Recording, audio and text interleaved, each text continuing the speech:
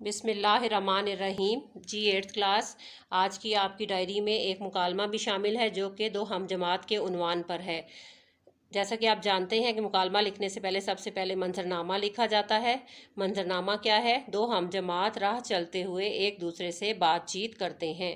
اب بیٹا یہ علی رضا اور شہریار دو دوست ہیں، دو ہم جماعت ہیں جن کے درمیان میں یہ مکالمہ ہے۔ آئیے ہم اپنا مکالمہ شروع کرتے ہیں۔ علی رضا، اس کے بعد یہ دو ڈاٹ یعنی رابطے کی علامت، شہریار اس کے بعد ندائیہ کی علامت، کہاں جا رہے اس کے بعد سوالیہ نشان، شہریار آخا آپ ہیں، اس کے بعد پھر ندائیہ کی علامت ہے السلام علیکم، علی رضا پھر اس کے بعد وہ رابطے کی علامت ہے یہ کیا سر پیر کا ہوش نہیں اور بازار کو بھاگے جا رہے ہو، یعنی کہ تم جو ہے بہت جلدی میں بازار کی طرف جا رہے ہو۔ شہریار بھائی صاحب، پھر ندائیہ کی علامت ہے سلام کا جواب تو دیا ہوتا، اب اس سے کہہ رہے ہیں کہ تم نے میرے سلام کا جواب بھی نہیں دیا ہے۔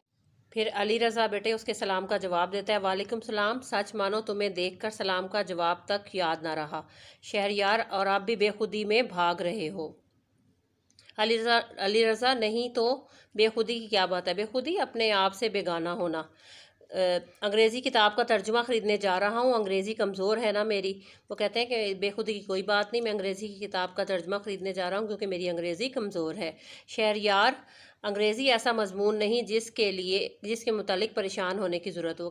تو پھر شہریار اس کو کہتا ہے انگریزی تو ایسا مضمون نہیں ہے کہ جس کے متعلق تم پریشان ہو۔ علی رضا کیا مطلب؟ شہریار مطلب یہ کہ میں مدد کے لیے حاضر ہوں۔